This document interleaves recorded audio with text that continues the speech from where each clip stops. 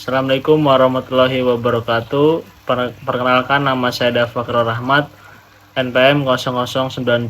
Di sini saya akan menjelaskan tentang teknik strategi dalam perlombaan. Teknik dayung, sprint, dan jarak jauh.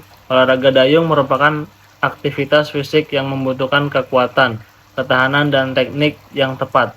Untuk mencapai performa optimal, dayung bagi menjadi berbagai jenis berdasarkan jarak tempuhnya, seperti sprint dan jarak jauh. Sprint adalah lomba jarak pendek yang mengutamakan kekuatan eksplosif dan kecepatan tinggi, sedangkan dayung jarak jauh mengutamakan ketahanan.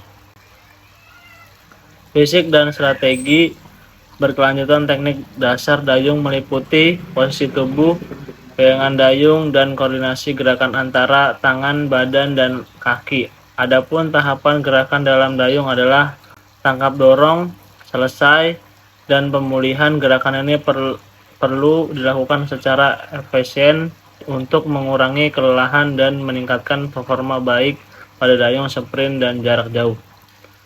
Teknik dayung, sprint, dan jarak jauh.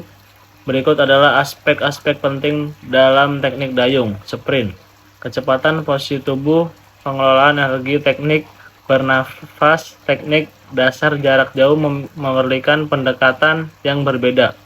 Efisiensi stroke, teknik evolusional, teknik pemulihan, strategi pace, dan ketahanan mental.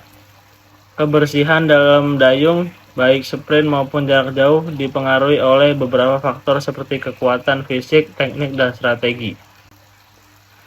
Dan alat dayung perlu memiliki tubuh yang fleksibel, kapasitas paru-paru yang besar, dan kemampuan untuk bekerja sama dalam tim. Teknik dayung, sprint, dan jarak jauh memiliki perbedaan signifikan. Dalam pendekatan dan aplikasi, sprint menuntut kekuatan eksplosif dan kecepatan tinggi dan ketahanan. Pemahaman dalam tentang teknik dan latihan yang sesuai dalam membantu atlet mencapai performanya. Perencanaan strategi perlombaan. Dalam perlombaan dayung, faktor-faktor yang mempengaruhi hasil kompetensi sangat kompleks dan melibatkan berbagai elemen yang harus direncanakan dengan cermat, mulai dari kesiapan fisik atlet, teknik, taktik, hingga faktor psikologis dan tim. Oleh karena itu, perencanaan strategi perlombaan dayung tidak hanya dilibatkan keputusan taktis yang diambil selama berlangsungnya kompetisi, tetapi juga mencakup persapaan.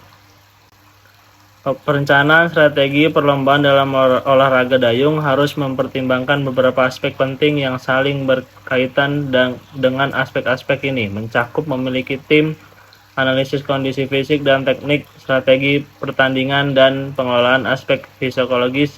Setiap aspek harus direncanakan secara struktur agar strategi perlombaan dapat dilakukan dengan maksimal.